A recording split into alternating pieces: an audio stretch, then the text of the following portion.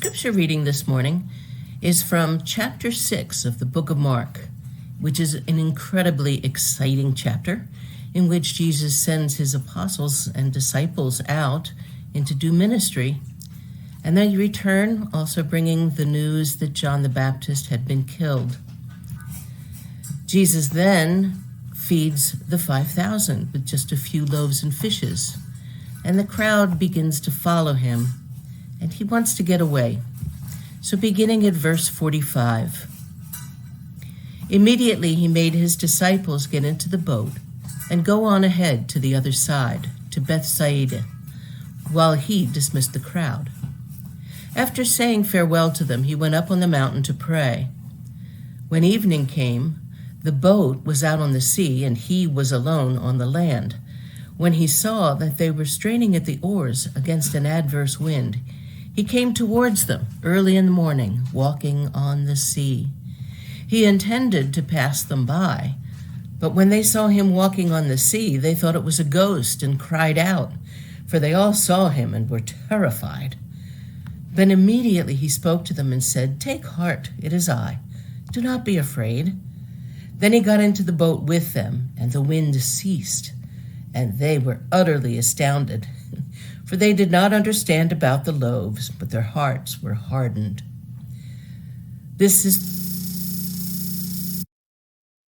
I need to clarify a couple of things before I preach. Last Sunday, I preached about God, the baker of chocolate cake, about the motherhood of God. I was delighted to see many people did listen to the sermon very attentively and has shared with me that it was a different perspective than they were used to, which made them think and helped them to broaden their perspectives. One thing I want to make sure that you heard me right, just in case. I did not say that God was female. I also did not say that God was male. I said God has no gender. One of the characters we can imagine of God is the character of motherhood.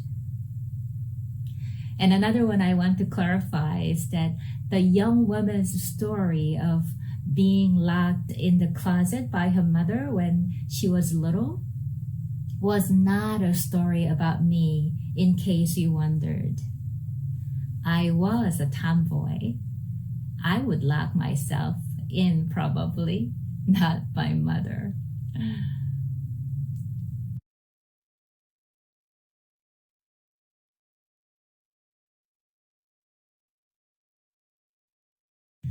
Good morning again.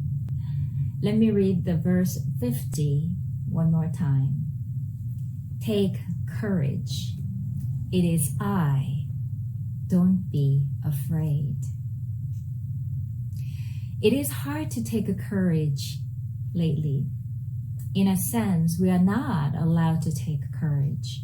We are expected to be very, very cautious and to keep distance from danger. And the danger, sadly, is people. Not just one or two people, but all people. After pandemic, our normal may not be the normal we used to have. At the comfort food last Wednesday, I asked people, now that we cannot go anywhere, let's dream together. If you can go, where do you want to go? Among many beautiful places people named all over the world, there was a couple of places most of people did want to go. Can you guess? They are hair parlor and ShopRite. I know you can relate to that too. And Jesus says to us, take courage, it is I, don't be afraid.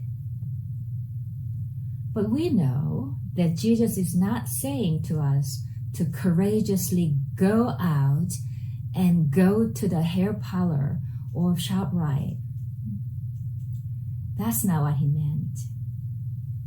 Then what does he trying to tell us? Do you know what the opposite of faith? Someone has said that the opposite of faith is not doubt, but fear. Fear that paralyzed our lives, that causes us to shrink back from achieving our goals. It is fear that keeps us unhappy and dissatisfied with ourselves and our lives, but unable to cope with the prospect of meaningful change. It is fear that haunts our marriages, fear about our masculinity as men, our personal desirability as women.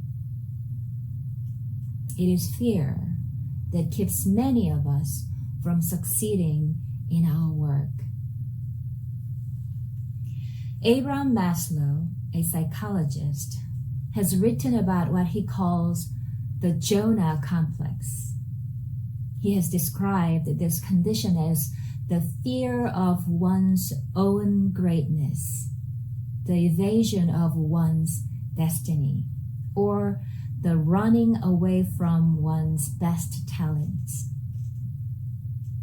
Or as he says in his book, Health and Pathology, we fear our highest possibilities as well as our lowest ones.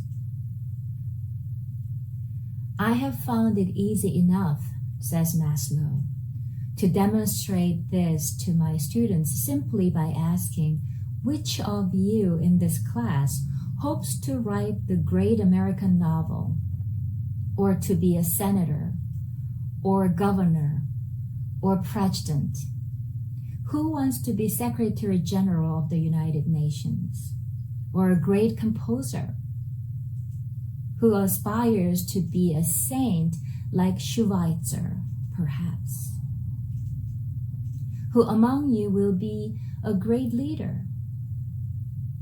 Generally, everybody starts giggling, blushing, and squirming until I ask, if not you, then who else? Which, of course, is the truth. If you deliberately plan to be less than you are capable of being, then I warn you that you will be deeply unhappy for the rest of your life. You will be evading your own capacities, your own possibilities. That's what Maslow said. How about you? Do you strive to be better in spite of the circumstances, or choose to be dominated by the circumstances and just settle in? It is fear that blinds us and binds us to our possibilities and binds us to the safe, sterile lives we have always lived. It is fear that produces sleepless nights as we worry about events over which we probably have no control. That is why Jesus' words are so important to us. Take heart, it is I. Have no fear. I have this very simple formula for dealing with fear. Keep your eyes on Jesus. I know you knew it. Keep your eyes on Jesus. That was the lesson that Peter learned when he wanted to walk out to meet Jesus on the water. But he made the same mistake that we so often make. He took his eyes off Jesus. He looked down at the wind and the waves, and he began to sink. You and I have made the same mistake, have we not? I remember climbing up a drop-down ladder to the attic when I was little. Going up was not so bad, but when I needed to come back down, suddenly all my courage was gone. I felt dizzy, felt like faint. My big brother Jay yelled at me, "Don't look down, look up, look up." The little girl Jisun did just that, and with renewed courage, she came down safely, and my brother was waiting right there to catch me. Don't look down, look up. Look up. When we start concentrating on our fear rather than our faith, we are in trouble. We may fall. Now, when we say keep your eyes upon Jesus, we are not talking about a passive kind of experience. The Christian faith has very little to do with simply sitting and gazing. The Christian faith, at its best, is a call to adventure. It is a call to walk on the water. Our roots are in the Old Testament. We see a people brought into existence by a command to Abraham to leave the country in which he was born and to go to the land I'll show you. So Abraham left, as the Lord had told him. Abraham was 75 years old when he set out from Haran. When Jesus told those early disciples to fear not, he was not telling them to seek safety and security and do nothing about it. He was telling them to trust him. Keep your eyes on Jesus. Do not be afraid to walk out on the water. Do not be afraid to live. For Jesus says, "Take heart, it is I have no fear." No, have no fear. So then, there is only one thing more we need to realize about fear. If fear is the opposite of faith, then the reverse must be true as well. Faith is the antidote for fear. We do know the magic of believing. It is a force, a factor, a power, a science, call it whatever you will, which a few people understand and use to overcome their difficulties and achieve outstanding success. We've seen in hospitals, people die while others who are just as sick get well. We watched football teams win while other teams who had just as good material lost. There is a golden thread that runs through all the teachings and makes them work for those who sincerely accept and apply them. And that thread is belief. It is belief which causes people to be cured through mental healing, enables others to climb high. If we could just believe, we could stand straight again. Jesus said, "All things can be done for the one who believes." At the Comfort Food online gathering, we have time to hear some personal stories. Lindsay Alcaney shared her journal written on March 28th this year. She wrote about her own understanding of the amazing love of God, and then added how God still speaks to us. More recently, Lindsay wrote, when we started our stay-at-home time for the coronavirus, I took a walk. I thought about how confusing things are and how did I know God was really here in this crazy time. As much as I tell people about Jesus, sometimes I have doubts myself, like during this crisis. But God is faithful and came through for me yet again. I saw the new life in leaves budding and new flowers blooming. This is his sign of hope after death for us.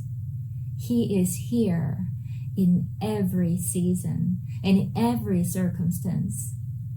How will we get through this? He had made us in his image, and we are resilient. We heal. How do I know? Of course, it was hard when my dad died, but I was really hit hard when Mom died.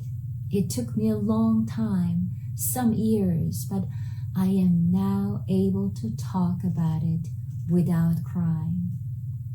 I still miss Mom and Dad and wish they were here for so many times. But here's the truth. I healed. I got through to the other side of the pain. And if we start from a sort of normal, healthy place, we do heal with the hope that only comes from Jesus, revealed by the Holy Spirit. We are healed, and thanks be to God, we will reunite with each other and Jesus in perfect heaven. How awesome are you, God? And Lindsay read the scriptures from the book of Malachi, chapter 7, verse 8, and asked us to replace enemy with coronavirus. Do not rejoice over me, O my enemy. Though I fall, I will rise. Though I dwell in darkness, the Lord is a light for me. Dear friends, what is your enemy? What is your enemy nowadays? Coronavirus? Fear? Some relationship? Your own self? Hear the words of Micah again, and you can replace the word enemy with your own enemy, whatever it may be. Do not rejoice over me, O my enemy. Though I fall, I will rise. Though I dwell in darkness, the Lord is a light for me. And Jesus says, take heart, it is I. Have no fear. Keep your eyes upon Jesus. Your faith will be rewarded.